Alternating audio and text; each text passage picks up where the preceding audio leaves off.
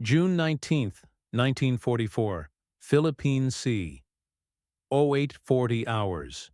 The sky is endless blue, painted with scattered clouds drifting like smoke over the Pacific.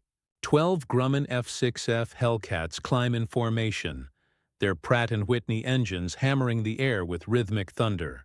Inside each cockpit, a young pilot scans the horizon through scratched plexiglass. Most of them have fewer than 30 combat hours. Their hands rest on the throttle, steady but tense.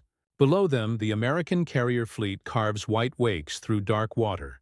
Above them, somewhere in that vast cathedral of sky, an entire Japanese strike force is inbound. Radar has counted them. 50 contacts, 50 Mitsubishi Zeros, flown by men who have owned these skies since Pearl Harbor. The radio crackles. A calm voice cuts through static. Bandits 12 o'clock high. Angels 20. Engage at will. 12 rookie pilots tighten their harnesses. In 8 minutes, the myth of the Zero will shatter. In 8 minutes, the Pacific War will tilt on its axis. None of them know it yet, but the sky is about to remember their names.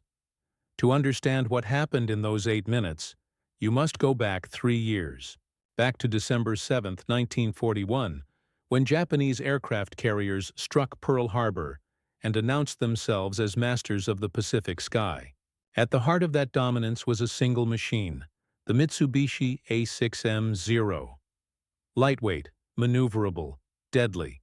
It could outturn anything the Americans flew. In the hands of Japan's veteran naval pilots, it was unstoppable.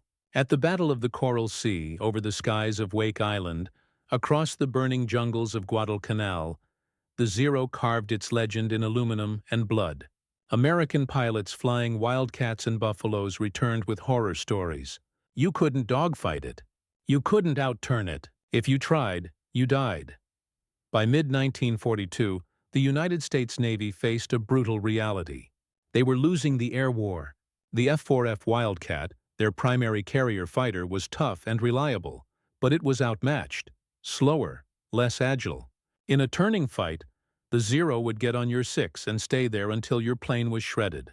American casualties mounted. Pilots were shot down before they understood what hit them. Carriers became floating coffins if their air cover failed. Something had to change. Not just tactics. Not just training. The machine itself had to evolve. Enter Grumman Aircraft Engineering Corporation.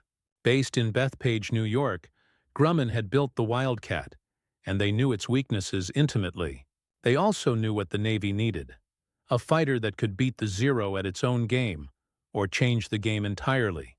In early 1942, even as the Wildcat struggled in combat, Grumman's engineers were already sketching a successor. They called it the F6F. The Hellcat. It would be heavier, stronger, faster. It would carry more armor, more guns, more fuel. It would sacrifice maneuverability for raw power and survivability. The philosophy was simple. Don't fight the Zero's fight. Fight your own.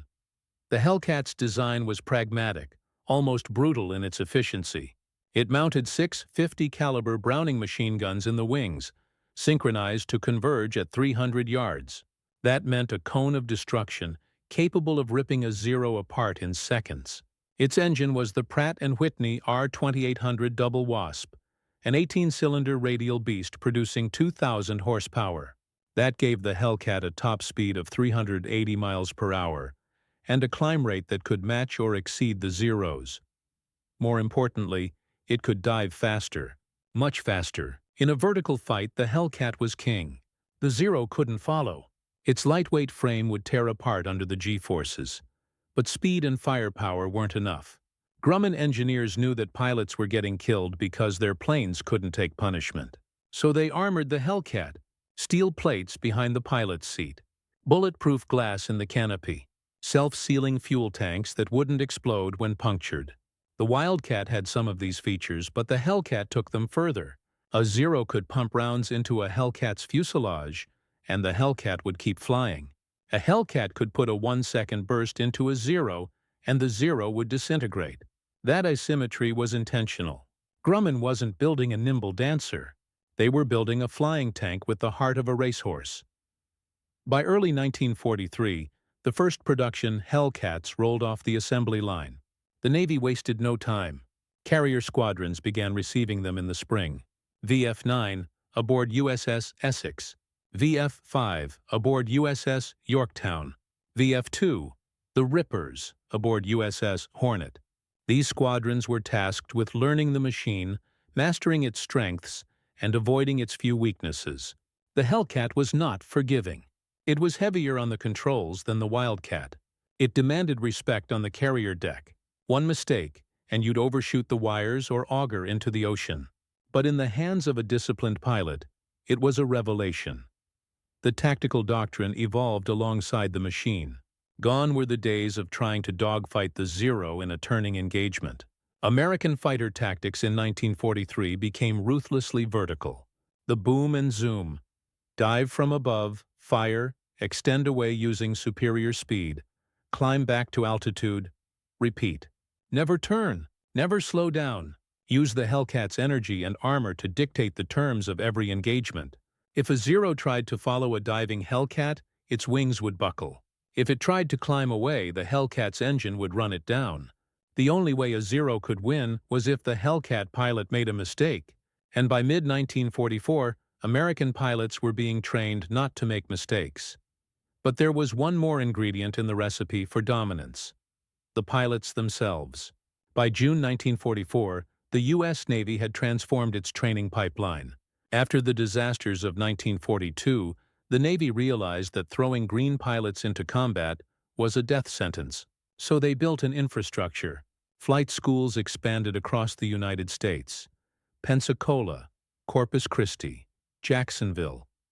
Young men who had never seen the ocean were taught to land on pitching carrier decks. They flew hundreds of hours before they ever saw combat. They learned gunnery, navigation, formation flying, and energy tactics. They were drilled on the Hellcat systems until they could disassemble and reassemble the engine blindfolded. More importantly, they were taught to think. The Navy's new doctrine emphasized situational awareness, mutual support, and disciplined aggression. You didn't chase kills. You protected your wingman. You communicated constantly over the radio.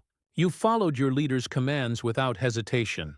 This was a sharp contrast to the Japanese approach, which by 1944 had begun to fray.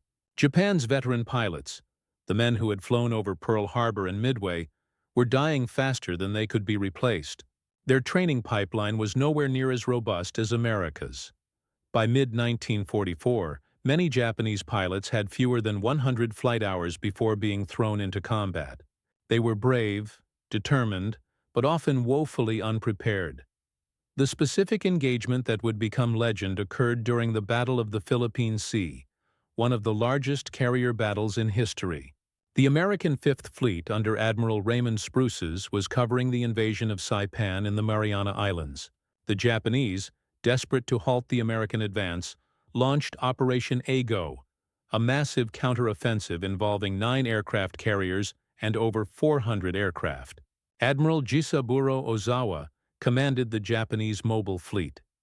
His plan was simple: use the superior range of his aircraft to strike the American carriers before they could retaliate. Launch waves of Zeros, Judys, and Kates overwhelm the American defenses. Turn the tide.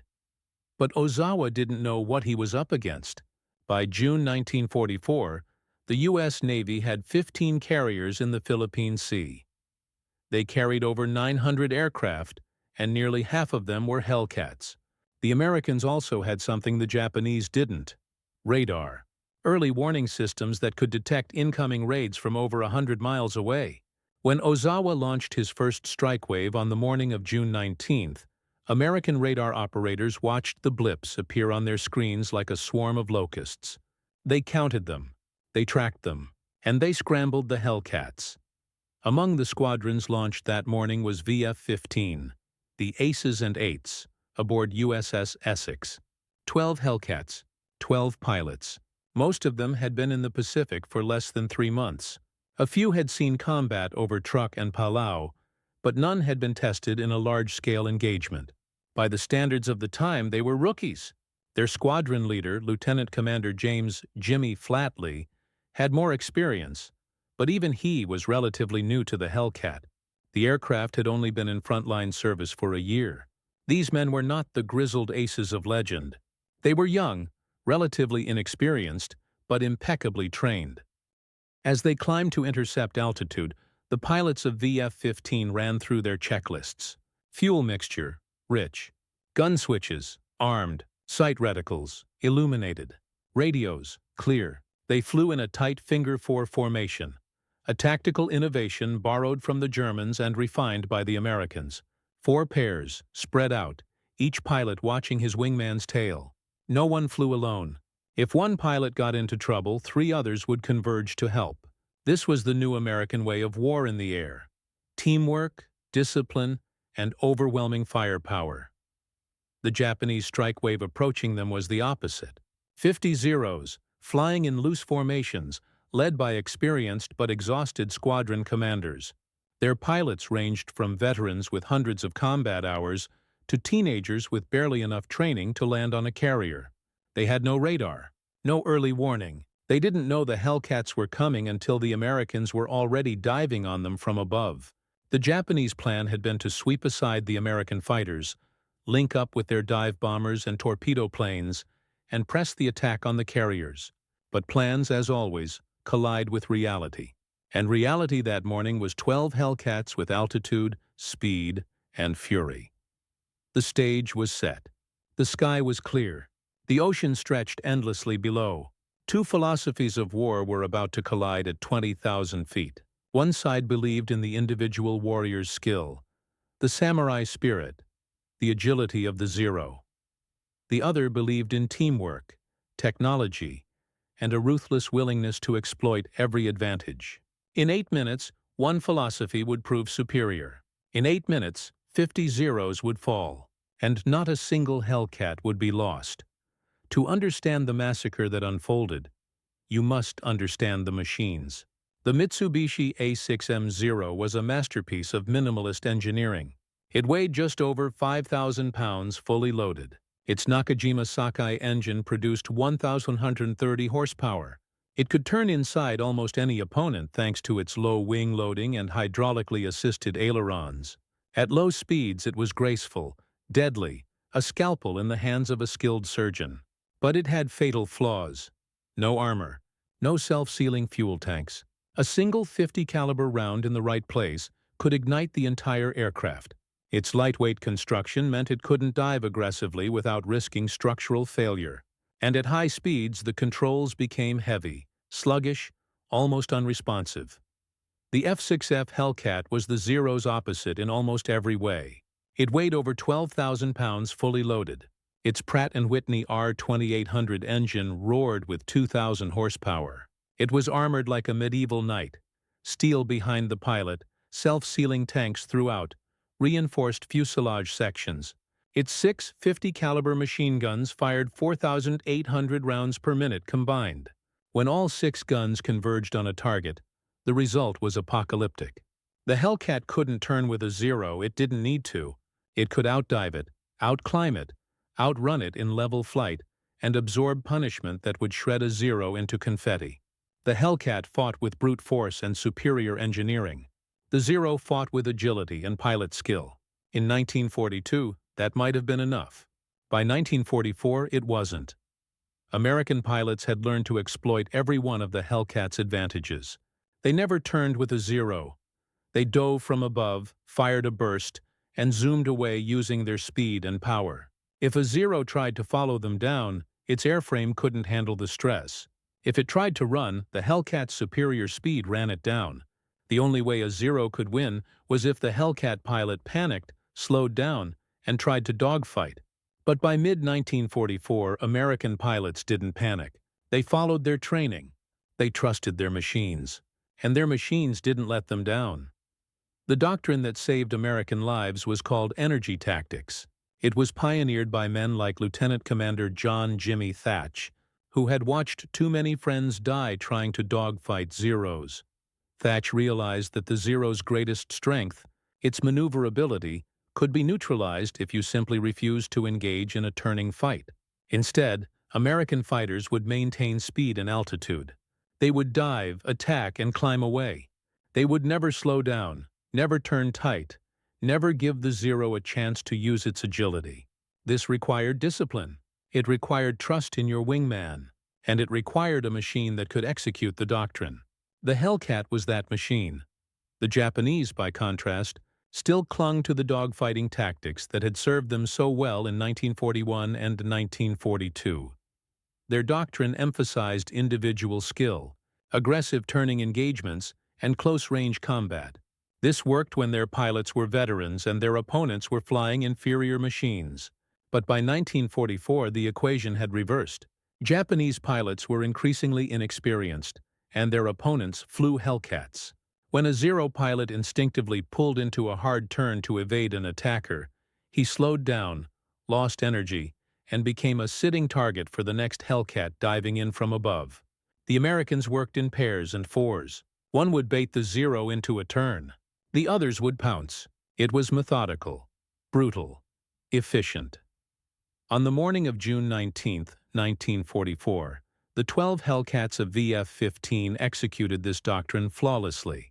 They climbed to 24,000 feet, positioning themselves above the incoming Japanese strike wave. They had altitude. They had speed. They had the sun at their backs. The Zeros below them were strung out in loose formations, unaware of the threat. When the Hellcats rolled into their dives, they were invisible until it was too late. The first Zeros didn't even see their killers. They simply exploded in midair, victims of perfectly aimed six-gun salvos.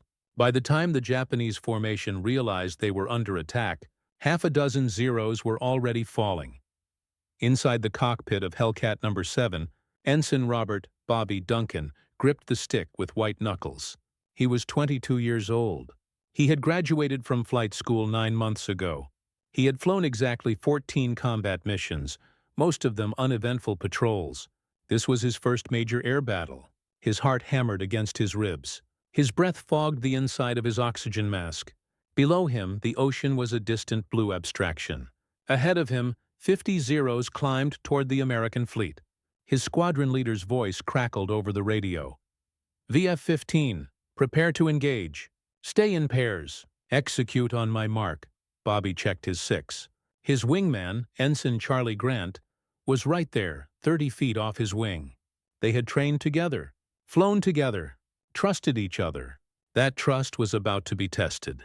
When the order came, Bobby rolled his Hellcat into a steep dive. The engine screamed. The airspeed indicator climbed past 350 knots. His vision narrowed. His hands moved automatically, adjusting trim, lining up the gun sight.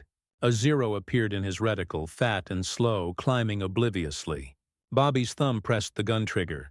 6 streams of 50 caliber tracers reached out. The Zero's wing root erupted in flame.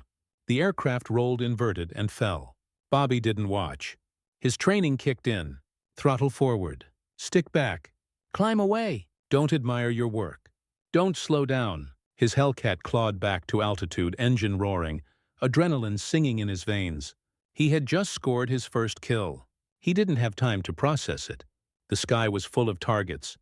Around him, his squadron mates executed the same maneuver again and again.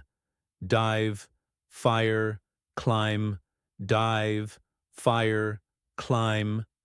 They moved like a machine, each pair covering the other, never leaving a wingman exposed. The Zeros, caught off guard, tried to regroup.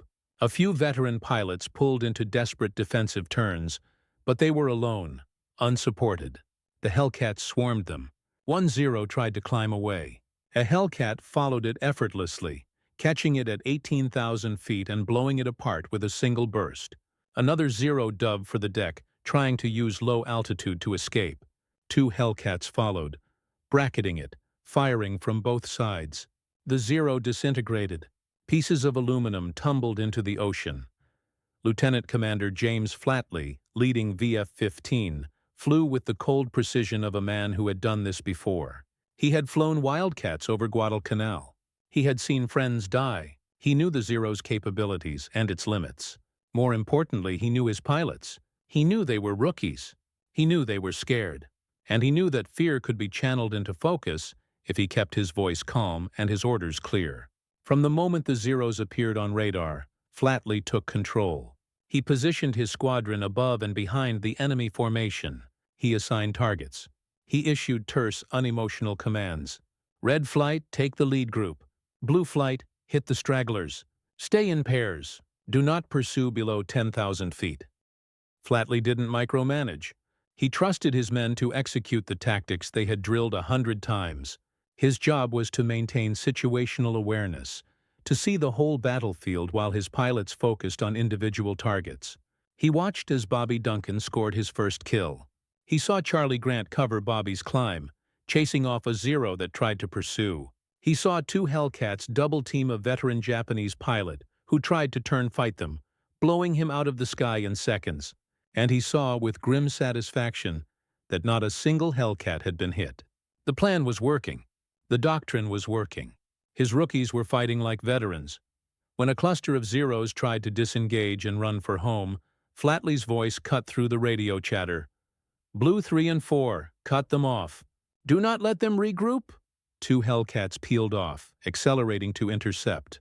They caught the fleeing Zeros at 15,000 feet and tore into them. One Zero tried to dodge, pulling a tight spiral. It slowed too much. A Hellcat pounced, guns blazing. The Zero came apart in mid-air, scattering debris across the sky. Flatley marked the kill in his mind. That was 23. The battle had been raging for 6 minutes, and it was almost over.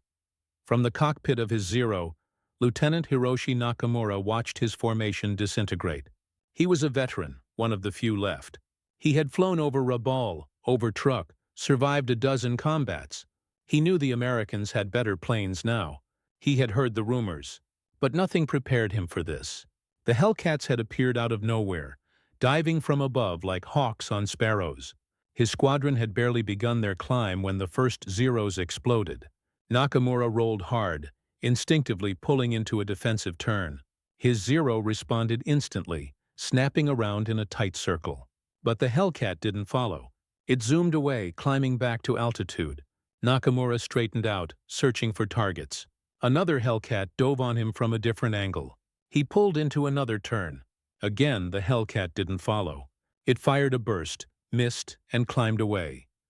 Nakamura realized with cold horror what was happening. The Americans weren't dogfighting. They were hunting. They had altitude, speed, and numbers.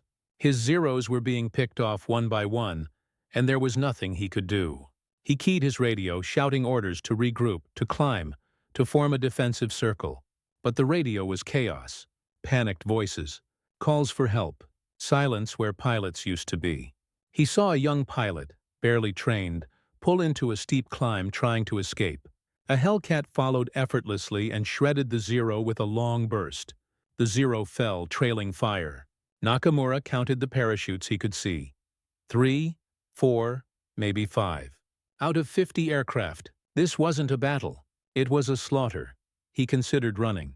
His Zero still had fuel. He could dive for the deck, use low altitude and his aircraft's agility to escape. But his orders were to escort the strike planes, and the strike planes were still inbound, unaware of the massacre happening around them. He had to warn them. He had to buy time. He rolled toward the nearest Hellcat, intending to engage, to force it to turn, to give his comrades a chance. The Hellcat saw him coming. It didn't turn.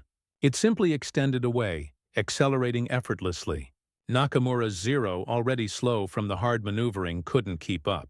He was alone, impotent, watching his squadron die. And then another Hellcat dove on him, and he had no time left to think. Beyond the guns and engines, it was the small things that decided the battle. The Hellcat's cockpit was designed for extended combat. Comfortable seat, clear instruments, excellent visibility through the bubble canopy. The pilot could fight for hours without fatigue. The Zero's cockpit was cramped, Spartan. Long missions left pilots exhausted. The Hellcat had a radio system that was clear, reliable, letting pilots coordinate seamlessly. The Zero's radios were notoriously poor, prone to static and failure. In the chaos of battle, communication broke down entirely for the Japanese. The Americans talked constantly, calling out targets, coordinating attacks, covering each other. It was a symphony of violence, and the Hellcats were perfectly in tune. Oxygen systems mattered too. At 20,000 feet, the air was thin. The Hellcats' oxygen system was robust, reliable. Pilots stayed sharp, alert. Some of the Japanese Zeros had faulty or inadequate oxygen systems. Pilots grew dizzy, sluggish.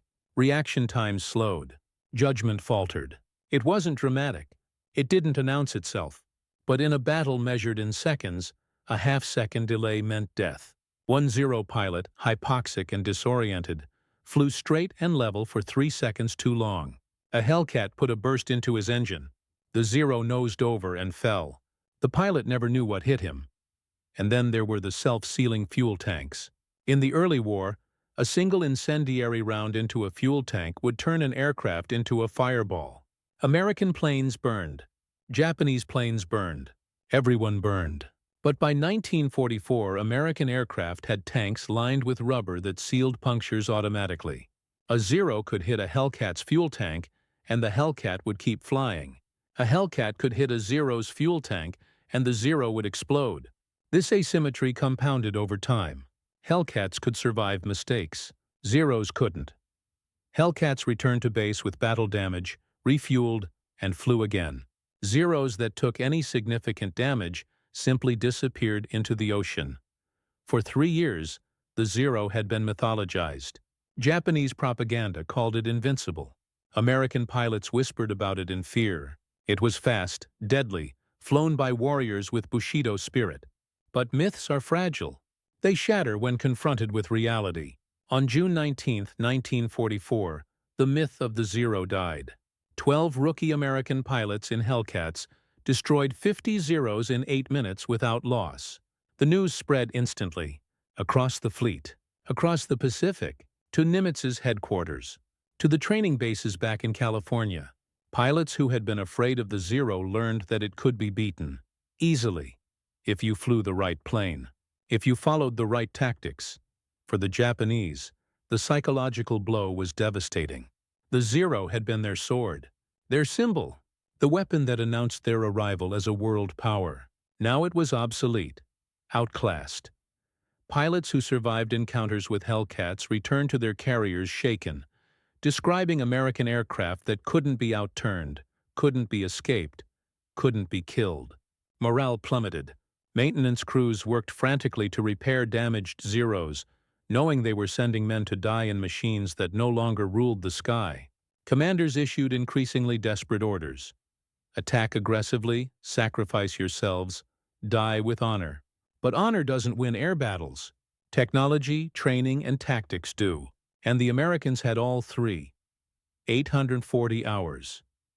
Contact, Lieutenant Commander Flatley's voice crackled over the radio. Bandits at 12 o'clock, slightly below. Count 50 plus, VF-15. We go in on my mark. Pairs stay tight. Execute. The 12 Hellcats nosed over, beginning their dive. The ocean tilted. The horizon spun. The Zeros grew larger in the windscreens, fat and oblivious, still climbing. They hadn't seen the Hellcats yet. They were focused on reaching the American carriers, still 80 miles away. They expected to fight, but not yet. Not here. Not against fighters that already had altitude and position. It was the last mistake many of them would ever make. Flatley picked his target. The lead Zero, slightly ahead of the formation. He let his dive steepen, airspeed climbing past 380 knots. The Hellcat's engine roared. The wings vibrated. His gun sight reticle settled on the Zero's fuselage just behind the cockpit. He waited. Patience. Closer. Closer. At 400 yards, he pressed the trigger. 6 streams of tracers leapt out. The Zero staggered mid-air, smoke pouring from its engine. It rolled inverted and fell, trailing fire. Flatley hauled back on the stick, pulling out of the dive, engine screaming as he climbed back to altitude. His wingman, Ensign Stevens, followed tight on his wing. Below them, the remaining Hellcats tore into the Japanese formation like wolves into a flock of sheep.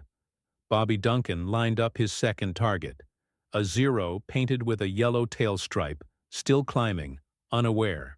Bobby's hands were steadier now. The adrenaline had settled into focus. He fired. The Zero's wing exploded, folding back against the fuselage. The aircraft tumbled, spinning end over end, pilot trapped inside. Bobby didn't watch. He climbed away, scanning the sky. His wingman, Charlie Grant, called out, "Zero on our 4 o'clock low climbing." Bobby banked hard, spotting the target. The Zero pilot had seen them and was pulling into a desperate turn. Bobby didn't follow. He called to Charlie, "You take him high, I'll bracket low." Charlie climbed. Bobby dove. The Zero, focused on Charlie, didn't see Bobby until the tracers tore through his cockpit. The Zero's canopy shattered. The aircraft nosed over. Another kill. By 0843, 3 minutes into the engagement, 15 Zeros were down. The Japanese formation had completely disintegrated. Individual Zeros scattered across the sky, some trying to fight, others trying to flee. The Hellcats pursued relentlessly. 2 Zeros tried to form a defensive weave, circling each other to cover their tails. It didn't work. 4 Hellcats descended on them, attacking from multiple angles simultaneously. 1 Zero broke left, directly into the guns of a diving Hellcat. It disintegrated. The other Zero broke right, climbing desperately. 2 Hellcats followed, one slightly behind the other. The lead Hellcat fired and missed. The trailing Hellcat fired and connected. The Zero's fuel tank exploded. A fireball blossomed at 17,000 feet, black smoke trailing down. The radio chatter was constant, professional, almost clinical. Blue 2, splash 1. Red 4, I've got 2 on the left, engaging. Blue leader, confirm kill on the yellow-striped Zero. Red 3, breaking right, cover me. Flatley listened, tracking the battle in his mind. His squadron was performing flawlessly. No one was panicking. No one was chasing kills recklessly. They were following the doctrine, and the doctrine was working. He glanced at his watch. 4 minutes. 20 Zeros down. The Japanese were in full retreat now, but there was no escape. The Hellcats were faster. They could climb higher. They could dive harder. The only question was whether any Zeros would survive the next 4 minutes. A Japanese veteran pilot, possibly Nakamura, made a last desperate attempt to turn the tide. He dove on a lone Hellcat that had momentarily separated from its wingman. It was a perfect attack. High angle, sun behind him, closing fast. He fired. Tracers walked across the Hellcat's wing and fuselage. Holes appeared in the aluminum skin. Smoke streamed from the engine cowling. But the Hellcat didn't explode. It didn't fall. The pilot, Ensign Tom Reeves, felt the impacts, saw the smoke, and acted on instinct. He didn't panic. He pushed the throttle forward, rolled inverted, and dove. The Zero tried to follow. It couldn't. Reeves pulled out at 10,000 feet, leveled off, and checked his instruments. Engine temperature rising but still running. Fuel tanks intact, controls responsive. He was alive. He called over the radio, "Blue 5 taking damage, still flying. Returning to base," Flatley acknowledged. 1 Hellcat damaged. Not lost. The armor had saved Reeves's life. The Zero pilot who had attacked Reeves didn't have time to celebrate. He had slowed down too much in the attack. He was vulnerable. 2 Hellcats saw him and dove. He tried to evade, pulling into a hard turn. His Zero responded beautifully, snapping into a tight spiral. But he was alone. The first Hellcat fired and missed. The second Hellcat, coming from a different angle, didn't miss. The Zero came apart. In the air, wings and tails separating from the fuselage. The pilot never got out. 6 minutes into the battle, the Japanese formation had ceased to exist. 50 Zeros had become scattered individuals, each fighting their own desperate battle. Some tried to run, others tried to fight. None succeeded. The sky was full of smoke trails, burning aircraft, and parachutes. The ocean below was littered with debris, wings, fuselages, pieces of aluminum glittering in the sun. The Hellcats moved through the carnage methodically, like farmers harvesting wheat. They worked in pairs, always covering each other, never leaving a wingman alone. They communicated constantly, calling out targets, coordinating attacks, ensuring no Zero escaped. 1-0, flown by a young pilot who had perhaps 30 hours of total flight time, made a fatal error. He saw a Hellcat below him and dove to attack. It was a suicide move, but he didn't know any better. His training had been rushed, incomplete. He had been told to attack aggressively, to never flee. So he dove. The Hellcat pilot, Ensign Mike Harris, saw him coming. Harris didn't panic. He waited until the Zero committed to the dive, then pulled into a hard climbing turn. The Zero couldn't follow. It had too much speed, too much energy. It overshot. Harris rolled, reversed, and ended up on the Zero's tail. He fired. The Zero exploded. Harris pulled away, climbed back to altitude, and looked for another target. He had just scored his third kill of the day. He was 23 years old.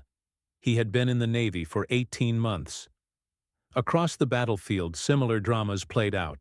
A Zero pilot, wounded and bleeding, tried to limp home. A Hellcat found him at 12,000 feet and finished him with a single burst. Another Zero, its engine damaged, attempted to crash dive into a Hellcat in a last act of defiance. The Hellcat simply accelerated away. The Zero, unable to keep up, stalled and fell into the ocean. There was no honor in this battle, no chivalry, just efficiency. Cold, mechanical, overwhelming. By 0847, 7 minutes into the engagement, 40 Zeros had been destroyed. The remaining 10 were scattered across 30 miles of sky, fleeing in all directions. Flatley made the call. VF-15, disengage and reform. Do not pursue beyond bingo fuel. Count your kills and report. The Hellcats broke off the attack, climbing back to altitude, checking their fuel gauges. They had pressed deep into the engagement. Some were running low, but not critically. The battle had been so one-sided that they hadn't needed to maneuver excessively. They had dove, fired, climbed, repeated, fuel-efficient, deadly. As the Hellcats reformed into their finger four formations, the pilots began reporting their kills. Red 2, 3 confirmed. Blue 4, 2 confirmed, 1 probable. Red leader, 4 confirmed. Flatley listened, tallying the numbers in his head. He double-checked. The math was staggering. 50 Zeros engaged, 45 destroyed. 3 probables that likely crashed out of sight. 2 escaped, and VF-15 had lost. Nothing. 1 Hellcat damaged, but flying. Ensign Reeves would land on the carrier with a shot-up aircraft and a story to tell.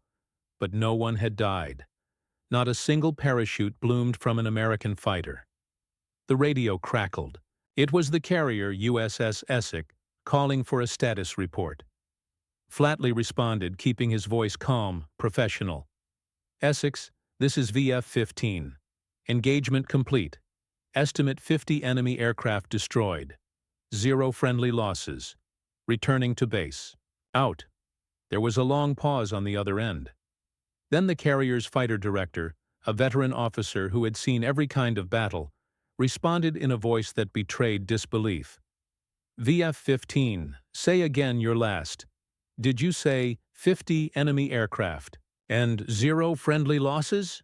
Flatley allowed himself a small smile inside his oxygen mask. Affirmative, Essex. 5-0 bandits splashed. 0 friendlies down. We're coming home. Below them, the ocean was a graveyard. Oil slicks spread across the surface. Debris floated. A few parachutes drifted down. Japanese pilots who had bailed out and now faced hours or days in the water, hoping for rescue that might never come. Some Zeros, crippled but still flying, limped toward the horizon, trailing smoke. They would never make it back to their carriers. They would run out of fuel, or their engines would seize, and they would ditch. The pilots might survive the ditching, but survival in the Pacific was measured in hours, not days. The ocean was vast, indifferent, and lethal. As VF-15 turned toward home, the pilots began to process what had just happened. Bobby Duncan looked down at his hands. They were shaking now, adrenaline wearing off. He had shot down 3 Zeros. 3 enemy fighters destroyed in 8 minutes.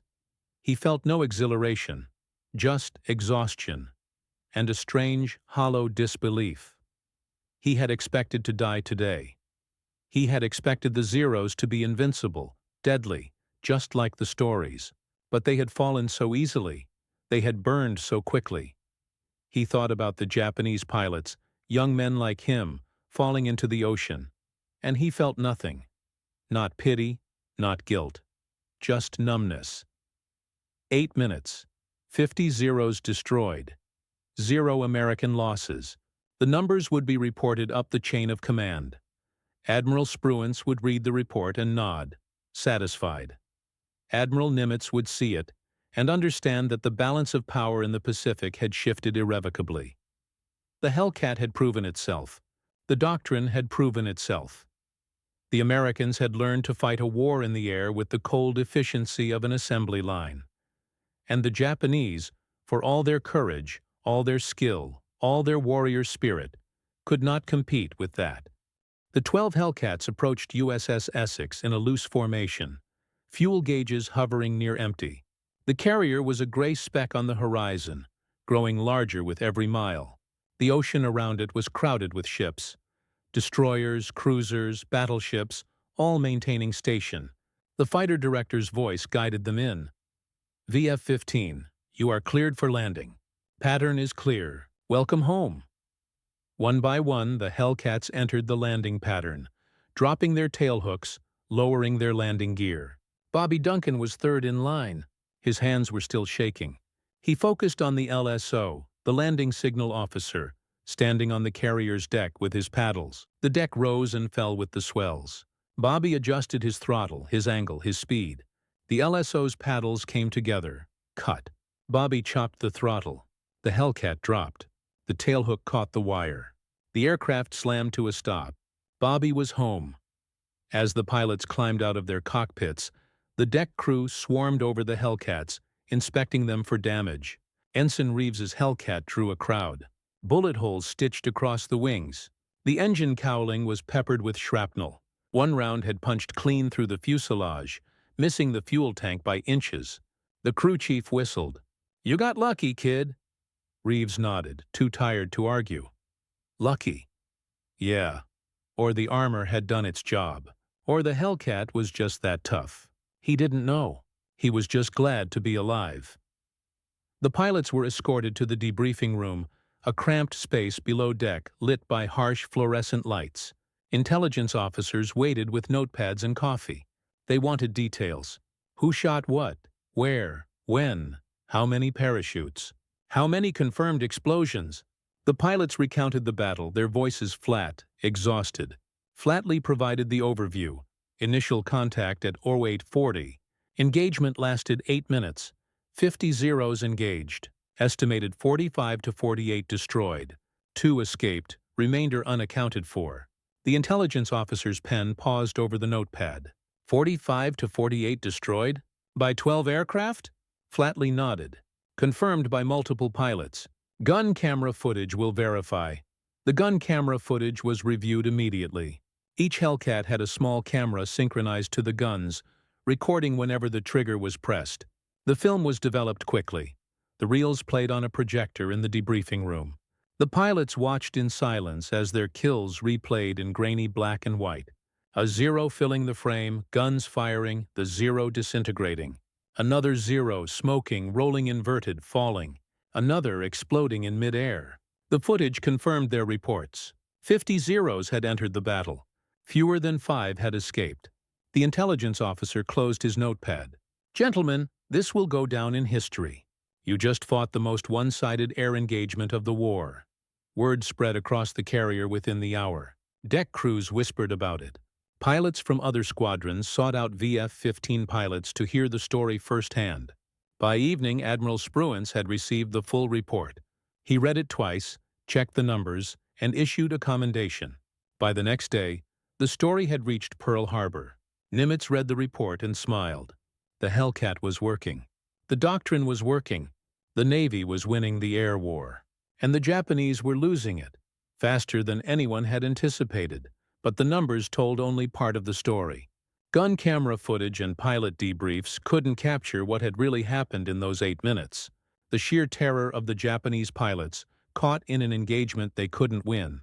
The cold precision of the American pilots, executing tactics they had drilled 100 times. The technological superiority of the Hellcat, turning a fighter engagement into a turkey shoot. The collapse of the Zero's myth, shattered in the sky over the Philippine Sea. These were the invisible truths behind the numbers, and they would echo through the rest of the war. Aboard the Japanese carrier Shokaku, Admiral Ozawa waited for his strike wave to return. The clocks ticked past 0900, past 0930, past 1000. No contact. No radio calls. The strike coordinator, a veteran officer, stood by the radio, his face growing paler with each passing minute. Finally, a faint transmission crackled through. A single Zero pilot, his voice broken, reporting that the entire formation had been destroyed. 50 aircraft, gone. Ozawa demanded clarification. The pilot repeated, "American Hellcats, diving from above, overwhelming firepower, no survivors." The pilot himself was wounded. His Zero barely flying, fuel nearly gone. He would attempt to ditch near a Japanese destroyer. The transmission cut off. Ozawa stared at the radio in disbelief. 50 aircraft. He had launched over 400 that morning, but this particular raid had been composed of his best remaining Zero pilots. Now they were gone. He checked his charts. Other strike waves were reporting similar disasters. American Hellcats were everywhere, swarming his formations, shooting down his bombers and fighters with brutal efficiency. By the end of the day, Ozawa would lose over 300 aircraft. The Americans would lose fewer than 30. The Battle of the Philippine Sea would be nicknamed the Great Marianas Turkey Shoot by American pilots. For the Japanese, it was a catastrophe. The psychological impact was immediate. Pilots who survived encounters with Hellcats returned to their carriers shaken, describing aircraft that seemed invincible. They spoke of American fighters that absorbed gunfire and kept flying. They spoke of coordinated attacks, perfect discipline, overwhelming numbers. Morale collapsed. Maintenance crews worked frantically to repair damaged Zeros, but the pilots knew. They knew they were being sent to die in obsolete machines. Some pilots wrote final letters to their families before missions, assuming they wouldn't return. They were often correct. Japanese doctrine began to shift, but it was too late. Orders came down from high command. Avoid engagement with Hellcats whenever possible. Focus on attacking the carriers. Sacrifice bombers to get through the fighter screen. It was a losing strategy. The Hellcats were everywhere. They had radar guidance, superior speed, overwhelming numbers. By late 1944, Japanese carrier aviation had effectively ceased to exist. The few remaining carriers had no trained pilots. The Zeros that remained were obsolete. The war in the air was over. The Americans had won. For the U.S. Navy, the Battle of the Philippine Sea validated every decision made since 1942. The Hellcat was a success. The training pipeline was working. The doctrine was sound. Pilots who had been afraid of the Zero now hunted it eagerly. The numbers spoke for themselves. The Hellcat had a kill-to-loss ratio of over 19.1 throughout the war. In engagements like the one fought by VF-15, the ratio was infinite. 0 losses. Total dominance. The 12 pilots of VF-15 became overnight celebrities. They were interviewed by Navy public relations officers. Their gun camera footage was shown in training films. Flatley was promoted and awarded the Navy Cross. Several pilots received Distinguished Flying Crosses. Bobby Duncan, the rookie who had shot down 3 Zeros, was profiled in a Navy recruitment film. He hated the attention. He just wanted to fly. But the Navy needed heroes, and VF-15 had provided them. More importantly, the engagement demonstrated that experience mattered less than training and equipment. The rookies of VF-15 had defeated veteran Japanese pilots because they flew better machines and followed superior doctrine. This had profound implications. The Navy could afford to send less experienced pilots into combat, knowing they had the tools to survive and win. The production pipeline ramped up. By 1945, the U.S. Navy had over 12,000 Hellcats in service. They dominated the Pacific skies, escorting bombers, strafing ground targets, and sweeping aside the remnants of Japanese air power. The Mitsubishi A6M0 never recovered from 1944. It had been designed in the late 1930s, optimized for the war it fought in 1941. By 1944, it was obsolete. Japan attempted to develop successors, the A7M Reppu, the J2M Raiden. But production delays, material shortages, and Allied bombing crippled these programs. The Zeros that remained in service were increasingly flown by undertrained pilots in desperate suicidal missions. The kamikaze attacks of 1945 were, in part, a recognition that Japanese pilots could no longer win conventional air battles. If they couldn't defeat American fighters, they would crash into American ships. It was the logic of desperation. The Hellcat, by contrast, became legend. It served throughout the Pacific Campaign, from the Gilberts to Okinawa. It shot down over 5,200 enemy aircraft, more than any other Allied fighter. It was rugged, reliable, and forgiving. Pilots loved it. Maintenance crews loved it. It did its job and it brought its pilots home. When the war ended, thousands of Hellcats were scrapped or mothballed, their job done. But their legacy endured. They had broken the myth of the Zero. They had proven that technology, training, and tactics could overcome individual skill and warrior spirit. They had won the war in the air. There is a stretch of ocean west of Saipan where the water is particularly deep, the blue particularly dark. If you flew over it today, you would see nothing. No wreckage, no markers, just water, endless and indifferent.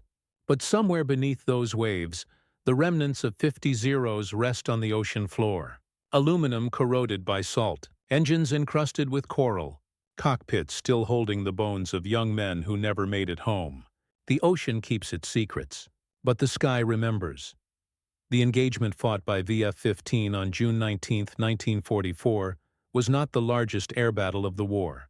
It was not the most strategically significant, but it was, perhaps, the most symbolically important. It proved that the age of the Zero was over. It demonstrated that American industry, American training, and American doctrine had created a new kind of air superiority, one based not on individual heroism, but on teamwork, technology, and overwhelming force. The Japanese had fought with courage and skill, but courage and skill were not enough. The Hellcat was simply better. The Americans were simply better prepared, and the outcome was inevitable. War is often romanticized. We speak of dogfights as duels in the sky, individual warriors testing their mettle. But the truth is colder. The Battle of the Philippine Sea was not a duel. It was an execution. 12 Hellcats destroyed 50 Zeros in 8 minutes because every systemic advantage favored the Americans. Better machines, better training, better tactics, better radios, better armor, better everything. The Japanese pilots never had a chance. They flew into a battle they could not win, in aircraft that could not compete, following doctrine that no longer worked. And they died. But their deaths meant something. They forced Japan to confront the reality that the war was lost. They accelerated the collapse of Japanese naval aviation. They saved American lives, because every Zero shot down over the Philippine Sea was a Zero that could not attack a carrier, could not strafe a beachhead, could not kill an American soldier. The pilots of VF-15 did not fight for glory. They fought because it was their job. And they did their job with cold, professional efficiency. The sky remembers that morning. The clear blue expanse, the sun climbing over the Pacific, the thunder of engines, the staccato hammer of machine guns, the smoke trails spiraling down, the silent parachutes drifting into the ocean, the Hellcats climbing back to altitude unscathed, victorious. And somewhere in the collective memory of naval aviation, the lesson remains. Technology matters. Training matters. Doctrine matters. And when all three align, the outcome is not in doubt. The sky remembers, and history does not forget.